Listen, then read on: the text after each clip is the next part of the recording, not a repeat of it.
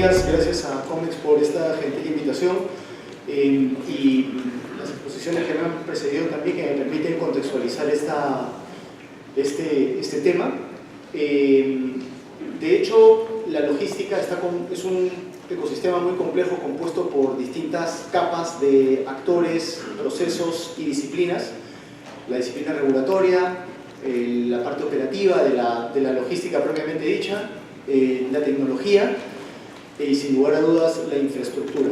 Muchas de las soluciones que simplificarían llegar a una logística óptima de repente pasa por tomar decisiones muy radicales y mejorar la infraestructura. Vemos durante mucho tiempo cómo se vienen discutiendo aspectos como el acceso al puerto, que hoy por hoy podríamos decir que es lo más crítico en cuanto a la infraestructura del transporte internacional marítimo de mercancías, y creo que además de los esfuerzos que puedan hacer en pequeños grupos, creo que se requiere una decisión política de muy alto nivel. Este tema tiene bastante tiempo y creo que la competitividad del Perú está viéndose afectada por estos retrasos.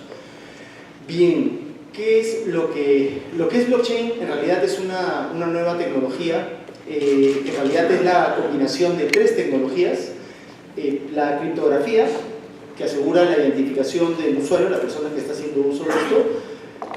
El sistema de distribución de datos en la nube, que es lo que se conoce como el granio mayor o el Hyperledger, y la nube, la contribución de alojar información y datos en un cloud. Se pueden transferir a través de este sistema activos digitales, bienes intangibles, servicios. Y la lógica es el registro de las transacciones de manera transparente. Recuerdo hace 2 años cuando exponía de este tema también en otro foro internacional, cómo se estaban haciendo recién pruebas sobre el funcionamiento de esta tecnología a fin de validar cuáles eran sus virtudes y si realmente traía los beneficios de seguridad y transparencia esperados. Y hoy por hoy se han incrementado ya estos usos y hay algunas tecnologías, y hay algunos casos en los cuales ya se viene aplicando. El fundamento es la participación de los distintos actores que realizan transacciones basándose en una información específica, por lo cual es un sistema descentralizado, es decir, la misma información es manejada por los distintos actores que participan en esa transacción. Esto contrasta, de hecho, con otros sistemas centralizados o gobernados, como por ejemplo puede ser una ventanilla única de comercio o un sistema de comunidad portuaria digital, en el que de alguna forma las transacciones o la información que se intercambia es manejada por una sola entidad y es distribuida a los demás actores que participan en ella. Al ser compartida, no puede ser alterada sin intervención del conocimiento de los demás actores. Por ejemplo, si hay que transferir un manifiesto de carga o una declaración aduanera o un conocimiento de embarque entre en distintas secuencias de un proceso logístico, pues esta no podrá ser modificada si es que todos los demás actores que están compartiendo la misma información no están de acuerdo o no toman conocimiento de estos cambios. ¿Y cuál es el valor que subyace? Pues la confianza, es decir, no puede haber modificaciones a la información a menos que exista el consentimiento de todos los actores que participan en ella. Yendo al tema específico de la logística, porque el blockchain también es una tecnología que aplica a distintos escenarios en los que se comparten información y existe multiplicidad de actores, un ecosistema que representa un caldo de cultivo adecuado es el comercio internacional. Y del comercio internacional, la parte específica de la logística del transporte internacional de mercancías. Dentro del proceso logístico, la etapa del transporte, en el caso por ejemplo del transporte marítimo, está compuesta por distintos actores públicos y privados. Cada vez nos damos cuenta que han existido muchos sectores económicos o empresas que no han estado muy atentas o no han estado incorporadas dentro de este sistema de comunidad portuaria. De hecho, aprovecho la oportunidad para anunciar de que en el puerto del Callao estamos actualmente, hoy por hoy, en un proceso de formalización de la comunidad portuaria. Como ustedes saben, la comunidad portuaria existe conceptualmente en la Ley del Sistema Portuario Nacional, que es el conjunto de actores y procesos en la cadena logística, pero esto nunca ha tomado vida, es decir, no existe un cuerpo orgánico que esté, en el que los distintos actores de la cadena logística se reúnan para discutir temas logísticos. Y justamente tomando la presentación del expositor que me precedió, cuando, por ejemplo, queremos abordar el tema de los accesos, nos damos cuenta de que existen muchos más actores de que lo que nosotros habíamos mapeado o identificado para solucionar este problema de las vías de acceso. Pues la comunidad logística portuaria del puerto del Callao debería ser el espacio en el que se discutan este tipo de medidas. Los puertos más importantes del mundo, de hecho, cuentan con comunidades logísticas formalmente establecidas. Son asociaciones civiles conformadas por las entidades del Estado y las empresas operadores dueños de la carga, y puede ser desde espacios de consulta hasta vehículos para realizar transacciones. De hecho, Puerto de Hamburgo, Puerto de Rotterdam, Valencia, ellos administran los sistemas de intercambio de información de la cadena logística portuaria, lo que le llaman los Port Community Systems. Hacia eso está yendo el Callao, pero creo que se ha dado un paso muy importante, por lo menos para formalizar esta comunidad portuaria. Bien, regresando al tema del blockchain, cuando hablaba de las tres tecnologías que convergen para constituir esto, el cloud o la nube viene a ser una de las más importantes. De hecho, me llamó la atención la semana pasada que hubo la conferencia mundial de la Organización Mundial de Aduanas y Tecnologías de la Información en Perú. Se rescataba este gráfico que justamente lo comentó uno de sus autores, que es un profesor de la Universidad de Tufts en Rotterdam, donde exponía cómo el comercio internacional y la logística se veía como un gran pipeline, como una gran tubería en la que se alojaba toda la información que los distintos sectores iban a tener que intercambiar desde el embarque hasta la entrega de la mercancía. Y a través de esa tubería, pues quienes estuvieran interesados en coger un documento o recoger un dato, iban simplemente a estar autorizados para capturarlos. Esta teoría del año 2011 finalmente se mantiene hasta ahora y es uno de los componentes del blockchain, en el cual la misma información va a estar alojada en una nube, pero va a estar compartida por aquellas personas que estén autorizadas a hacerlo. Desde luego, la necesidad de compartir información es fundamental en este tipo de actividades. Y de hecho, hicimos un ensayo hace 2 años cuando estuvimos haciendo el análisis del diagnóstico de cómo establecer una comunidad portuaria en el ecosistema Callao.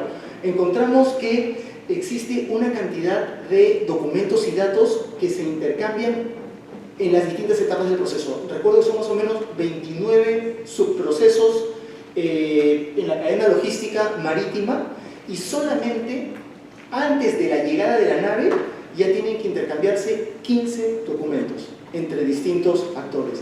Entonces, ¿qué es esto? Es un ecosistema intensivo en datos entre privados, dado que pues el agente marítimo debe contactarse con la línea naviera, con el terminal, con el administrador portuario, con el agente de carga, y también las entidades públicas que participan en la recepción y despacho de naves. Como ustedes saben, pues la Autoridad Portuaria Nacional luego colabora con 5 entidades públicas para autorizar el ingreso y salida de naves. Cada una de estas entidades, por cierto, tiene sistemas absolutamente heterogéneos en cuanto a su nivel de desarrollo, que es algo que justamente se quiere equiparar, pero la mayoría debe compartir mucha información.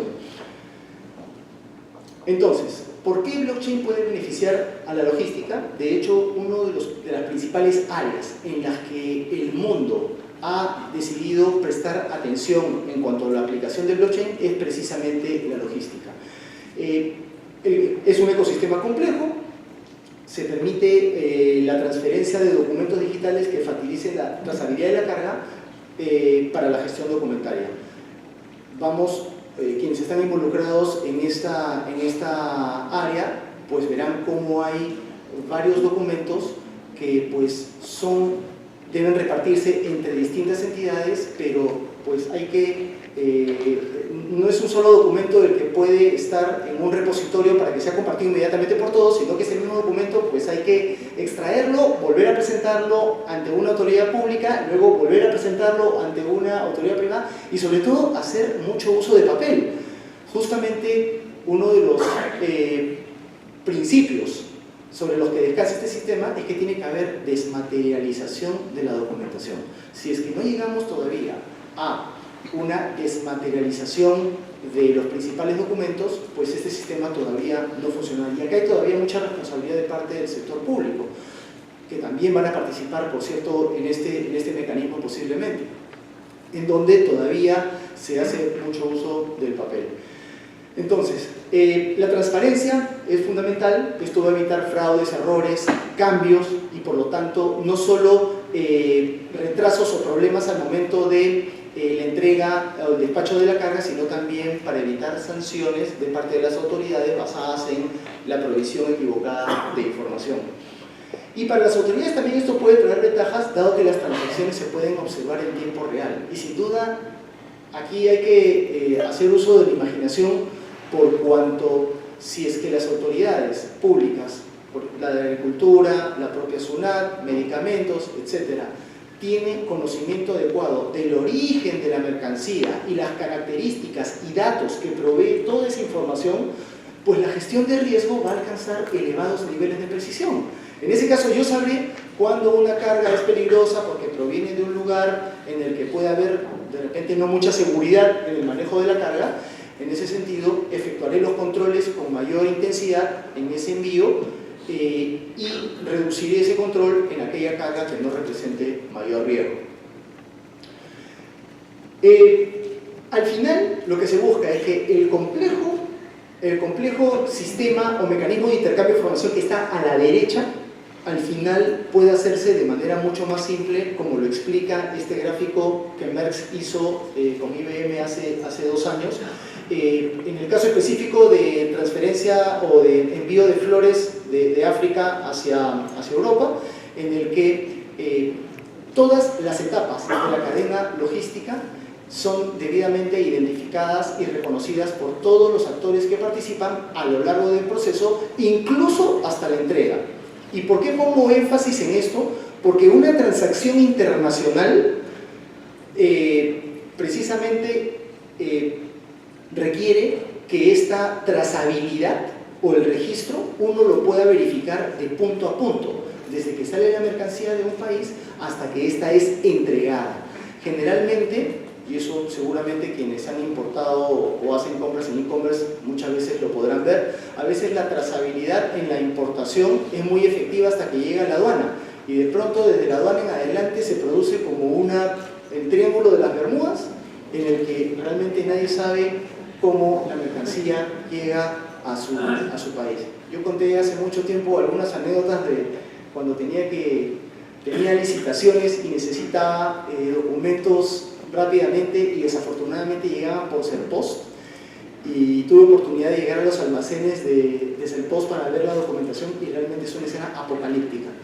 Entonces, eso sugiere que y eso también venía a colación con la presentación que hacían de DHL. Creo que una buena plataforma de e-commerce para el Perú va a requerir necesariamente modificaciones en también los servicios postales. Entonces, lo interesante también es que blockchain ya es una realidad. Igual está en proceso y hay 2 ejemplos peruanos que justamente la semana pasada fueron discutidos. Como ustedes saben, IBM y Maersk, la línea naviera, han venido haciendo estos ensayos desde el año 2015 a través de un sistema denominado GTD, Global Trade Digitalization, que en este caso, es decir, lo que hacen es hacer una trazabilidad de carga. Eligen un país, eligen un destino, los operadores que participan en la cadena y rastrean el container de punto a punto. Eso lo han estado haciendo con las flores de Kenia, mandarinas de Colombia, distintas cadenas logísticas. Y con ocasión del evento del año pasado, comenzaron a trabajar un proyecto en Perú también.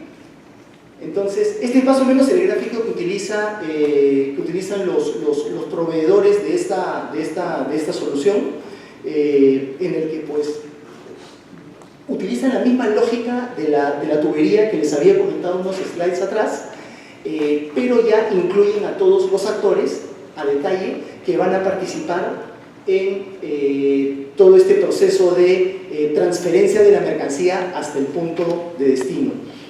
Utilizan esta tecnología CORE, que es una tecnología desarrollada por la Unión Europea precisamente por las personas que hicieron este pipeline, y se eligió un procedimiento de exportación desde el puerto del Callao a través de APM Terminals dirigido a Rotterdam y a Algeciras. No recuerdo el número de contenedores, pero había un número importante, y los participantes eran como exportadora, procesadora Torreblanca, Ranza, la línea naviera, APM Terminals e incluso aduanas, que era lo interesante, porque aquí lo importante no es solamente cómo esta tecnología puede ayudar a ser transparente para los actores privados, sino también cuál es el rol del sector público, que a mi criterio es lo más desafiante. Esto es, digamos, un extracto de un modelo de trazabilidad. Sin duda, lo que aquí se puede ver es cómo se ve la medición de lo que le llaman los distintos eventos o hitos en la transferencia de la carga hasta que llega al punto de destino. La mercancía va a estar rastreada inclusive desde que se hace el booking. Desde que se hace el booking y posiblemente hasta que se devuelve el container en el punto de destino, para el caso de una exportación. Y esto tiene enormes virtudes, porque el registro del evento también va con tiempos, y por lo tanto uno puede medir la demora o los nudos que existen en la cadena logística. El otro, bueno, ese proceso, este piloto que fue mostrado la semana pasada, es un piloto que va a seguir en evolución. Seguramente se van a ir ensayando otras cadenas logísticas, otros productos, para ver si pues esta tecnología puede funcionar y puede lograr la participación de otras entidades. El segundo proyecto, que también se anunció la semana pasada, es el de el reconocimiento mutuo del operador económico autorizado. Como ustedes saben, el régimen del operador económico autorizado es un régimen de confiabilidad que a ciertos actores de la cadena logística le permite tener un estatus especial que se traduce en menos revisión, tener una persona de aduanas que les permita ser punto de contacto para los distintos problemas que puedan tener al momento del despacho de la carga. Y creo que Perú ha logrado un importante progreso en esta disciplina. Ahora tenemos 67 operadores económicos autorizados y vemos de que el número de exportadores va en aumento. ¿Y esto qué quiere decir? Cuando vemos que tenemos muchos exportadores que quieren ser exportadores confiables, lo que más quisiera el exportador no son los beneficios en Perú, son los beneficios en el lugar de destino. Y es por eso que los acuerdos de reconocimiento mutuo representan clave para que exista un impacto económico de este régimen. Entonces, esta flecha demuestra que está en ascenso el número de exportadores que están en este régimen, pero ¿qué es lo que está sucediendo? Muchos actores de la cadena logística necesitan también o tener ese reconocimiento mutuo de otros países. Si alguien es operador económico acá, yo también quiero ser exportador en México, en Colombia, en los países que me reconozcan este estatus. Entonces, justamente también habría que comenzar a arreglar la casa también antes de emprender estos desafíos, porque justamente advertimos de que el procedimiento de certificación que hace aduanas todavía sigue siendo predominantemente manual, cosa que puede contradecir los esfuerzos que se quieren hacer para automatizar esto, ¿sí? Y en la trazabilidad también pueden existir problemas para ver cuál es la procedencia de la mercancía, de manera de que uno pueda efectivamente ver de que esa carga pues proviene de un exportador confiable. Y les cuento también otra anécdota. Hace 2 años, en unas exportaciones a México por el puerto de Manzanillo, pues un cliente que no es operador económico autorizado, pero que parece ser una empresa confiable, segura, con una mercancía que no genera riesgo, recibió 3 revisiones físicas en un recinto portuario, lo cual era absurdo. Si ya habían revisado una primera vez, no encontraron droga, cerraron el container, lo transfirieron a un patio de contenedores, lo volvieron a revisar para estar seguro, y cuando el camión estaba por salir, lo volvieron a revisar. Cosas que pueden haber sido de repente malas prácticas, abusos, pero son cosas que ponen en riesgo las exportaciones peruanas, porque un importador pues no va a hacerle el favor al exportador peruano de que su país corrige esos mecanismos, simplemente busca otro proveedor. Entonces, de alguna manera, ¿en qué puede ayudar el blockchain acá? Pues digitaliza la información, la misma información se puede transferir entre todas las partes y sobre todo se registran cuáles son los estatus de estos operadores. Si es que de alguna razón se ha suspendido el estatus de operador económico autorizado o se ha anulado ese estatus, esto automáticamente puede ser informado a todos los países para que de repente le suspendan estos beneficios. Y de manera positiva, si es que tenemos un nuevo operador económico autorizado, esto automáticamente también debería ser en conocimiento de los demás. ¿Cuál es el estatus de este proyecto? Pues actualmente se están terminando los pilotos en Perú, México y Costa Rica, 2 operadores por país, es decir, se va a intercambiar información entre todos estos operadores para ver cómo funciona. Y el siguiente paso, muy importante, en la Alianza del Pacífico. En julio se va a firmar el acuerdo de reconocimiento mutuo entre Perú, Colombia, México y Chile, lo cual es un gran avance y podremos ensayar también las bondades de este sistema. Finalmente, ¿cuáles son los retos? Pues esto realmente debe reducir costos y tiempos en las operaciones logísticas. Necesitamos que el Estado participe. Creo que últimamente se han dado muchas leyes, seguramente algunos han estado atentos, para permitir al Estado pues, que comparta más información pública. Sector privado y pymes, nuevamente. Esto tiene que percibir a las pequeñas y medianas empresas. Blockchain y ventanilla única de comercio exterior, esto es un gran signo de interrogación, se puede sustituir a la ventanilla única de comercio exterior, aunque por ahora pueden ser más bien complementarios. Y blockchain y observatorio logístico, nosotros estamos muy interesados en saber costos, tiempos, volúmenes y conocer la predictibilidad, pues esto nos puede ayudar a saber en tiempo real cuánto nos está costando y cuánto se está demorando las importaciones y las exportaciones. Bien, muchísimas gracias.